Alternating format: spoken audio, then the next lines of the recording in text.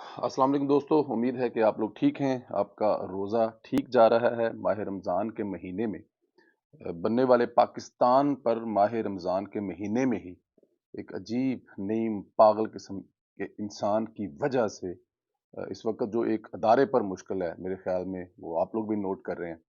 इमरान खान की खातिर एक अदारे के सरबराह जो हैं, इस मुल्क का जो एक मोतबर अदारा है, उसका जो हाल कर रहे हैं, वो भी आपके सामने है। पाकिस्तान की अदालती तारीख में शायद पहली बार ऐसा हुआ है। एक मोतबर समझा जाता है अदारा, जिसको हम सुप्रीम कोर्ट कहते हैं, जुडिशनली कहते हैं, जिसकी बात सब मानते हैं, जिस पर कौम इत्माद करती है। इस अदारे के सरबराह ने, मैं पहले भी लफ्ज़ यूज़ कर चुका हूँ कि एक नीम पागल, अब कोकीनी या नशई ये लफ्ज़ मैं इस्तेमाल नहीं करूँगा, जो कि मेरे दोस्त जो हैं वो वो इतराज़ करते हैं कि आप क्यों नहीं करते, क्योंकि वो ये सब कुछ उसमें ख़ासियतें मौजूद हैं, तो फिर आप क्यों नहीं करते। बट मैं ये लफ्ज़ यूज़ नहीं करता, मैं उसको बिल्कुल अमामे कोकीनी नहीं कहता। जो कि मेरे दोस्त हैं वो साबित करते हैं कि ये ठीक लफ्ज़ है उसके लिए, क्योंकि वो कोकीनी है तो उसको अमामे कोकीनी कहने में कोई हर्ज नहीं है। बट एनी हाउ, उस शख्स के लिए इस वक्त जो है ना, वो अदालत जो है वो पूरी कौम के सामने इस टाइम खड़ी है। आज पहले चीफ जस्टिस ने सुप्रीम कोर्ट के रजिस्ट्रार, जिसकी हैसियत क्लर्क की है, इसके जरिए एक सर्कल जारी कराया। काजी फायज इस्सा समेत 2 जजों का अज खुद नोटिस की समात वाला फैसला मुस्तरद कर दिया, उड़ा के रख दिया। उन्होंने कहा कि ये जो मेरे साथी 2 हैं, जो मेरे बाद चीफ जस्टिस बनने वाले हैं, और उनके साथ जो दूसरी साथी जज हैं, उनका जो जो फैसला था ना, वो जो समात वाला फैसला था, उसकी कोई अहमियत नहीं है।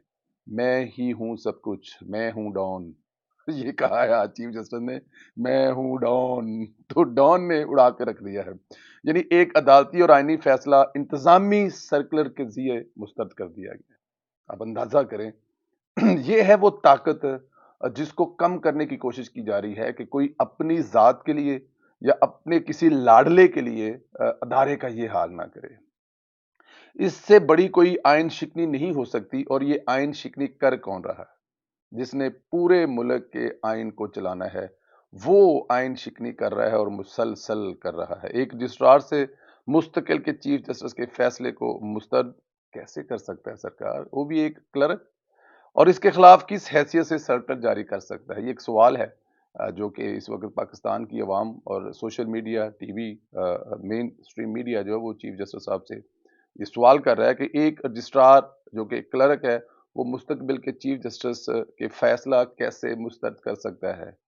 क्या उसकी ताकत चीफ जस्टिस जो बनने वाले हैं, जो इस पर दूसरे नंबर पर हैं, और उनके साथ दूसरे मुअज़्ज़ज़ जज जो बैठे हैं, उनको उड़ा के रख दिया है?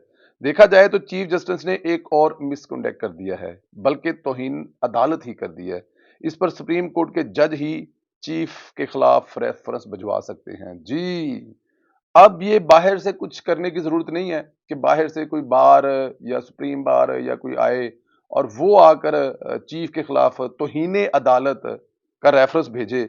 मेरे ख्याल में उसकी जरूरत नहीं है, क्योंकि अब अदालत से ही जो उनके साथी जज साहबान हैं, वो ये काम कर सकते हैं। और चीफ साहब ने क्योंकि तौहीन अदालत की है, अपने ही जो मुअज़्ज़ज़ जज हैं उनके जो फैसले को उड़ा के रख दिया है। क्योंकि मैं हूँ डॉन, तो डॉन जो है वो ज़ाहिर है, उसको तो फिर अब समझ रहे हैं।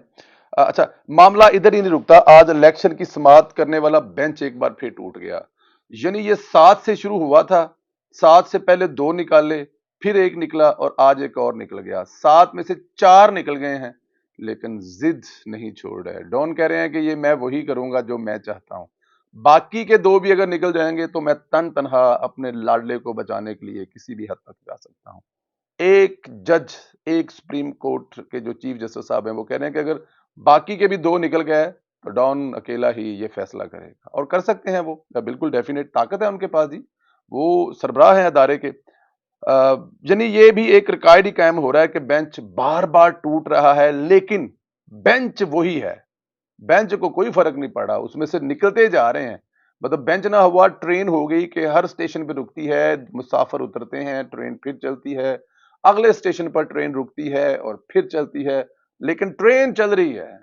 एंड में अगर ट्रेन में अकेला भी एक ड्राइवर भी रह जाएगा तो वो उसे मंजिल मकसूद तक ले जाएगा, क्योंकि उसने तहैया कर लिया हुआ है کہ میں نے بریک جو ہے نا وہ لاہور سے نکلنا ہے اور شور کوٹ جا کے لگانی ہے، کیونکہ شور کوٹ میں میرا پیار محبت کرنے والا نہر دے پل تھلے میں اڑیک رہا، تو میں نے شور کوٹ جانا ہی جانا ہے۔ تو ایک بھی اگر جو وہ ہے نا رہ جائیں گے چیف جسٹس صاحب، تو وہ پھر بھی اس کو کریں گے، لیکن چیف جسٹس صاحب کا حوصلہ ٹوٹ نہیں رہا۔ آ، حوصلہ کیوں نہیں ٹوٹ رہا وہ آگے جا کر بتاؤں گا، پہلے ذرا اس پر بات کر لیتے ہیں۔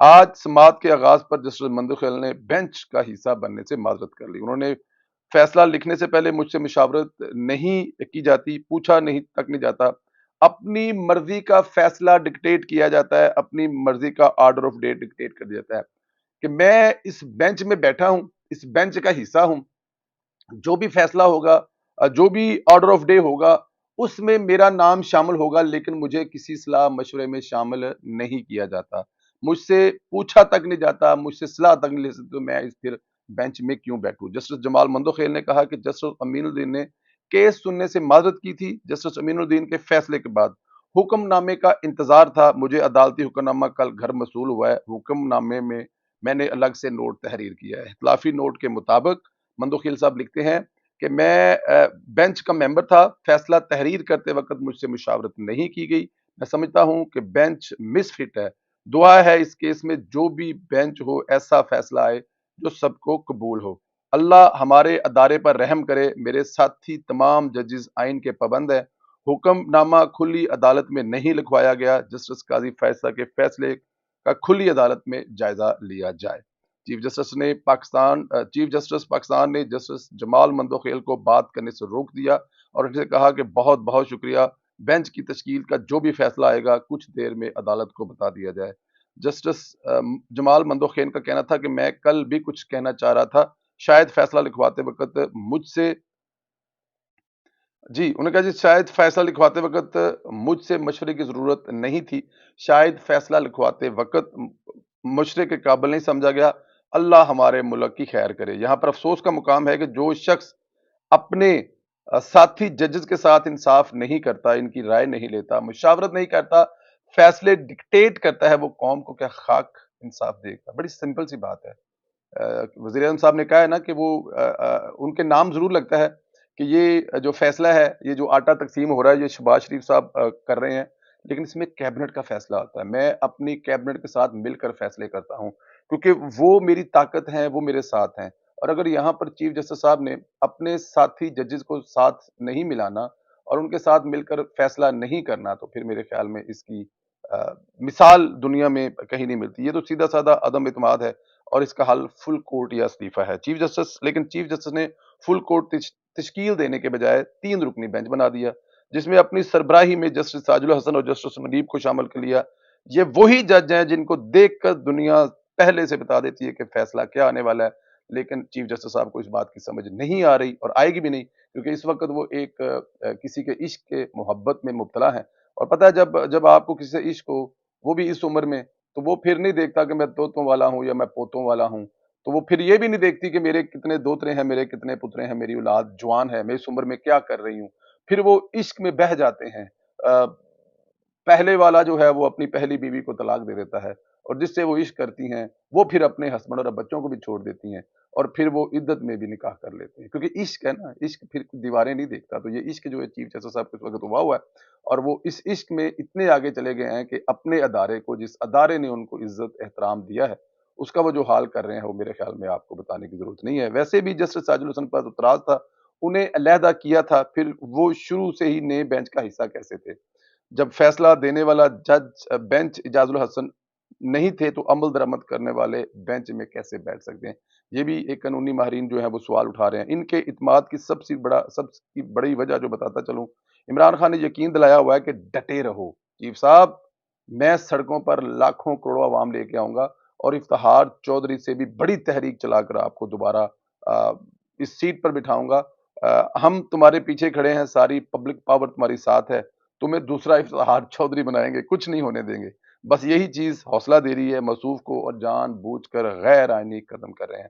لیکن اب حکومت نے بھی فیصلہ کر لیا، دو ہی چیزیں قابل قبول ہوں گی، فل کورٹ کا فیصلہ اور دوسری آپشن جو ہے نا وہ استعفیٰ بھی ہے۔ کہا جا رہا ہے کہ اگر وہ استعفیٰ بھی دے دیں تو بھی یہ قابل قبول ہے، لیکن اب دیکھنا یہ ہے کہ عمران خان کی محبت میں وہ آخری حد تک جاتے ہیں یا پھر شور کوٹ سے کسی پہلے اسٹیشن پر گاڑی کی ٹرین کی بریک لگا کر قوم سے معافی مانگ کر اپنا جو اگلا پیریڈ ہے، اگلا جو وقت ہے، اس کو عزت اور احترام کے ساتھ گزار کر ریٹائر ہوتے ہیں، یا پھر پاکستان کی تاریخ میں دوسرا جسٹس سجاد علی شاہ بننے کے لیے بالکل تیار ہے۔ اجازت دیں، انشاءاللہ تعالیٰ آپ لوگوں سے اگلے ویلوگ میں ملاقات ہوگی۔ شام کو بڑا اہم پروگرام ہوگا۔ ایک ریکویسٹ جو آپ سے کرتے ہیں، ہمارے چینل کو سبسکرائب کریں، جس میں بیل آئیکن ہے جس سے آپ کو نوٹیفیکیشن ملتا ہے، اس کو بھی آن کریں۔ میں اکثر دیکھتا ہوں کہ آپ ایک بڑی تعداد میں ویلوگ دیکھتے ہیں، لیکن بہت سارے لوگوں کی ایسی تعداد ہوتی ہے جنہوں نے چینل سبسکرائب نہیں کیا۔ وہ آپ کے سبسکرائب کرنے سے ہوتا یہ ہے کہ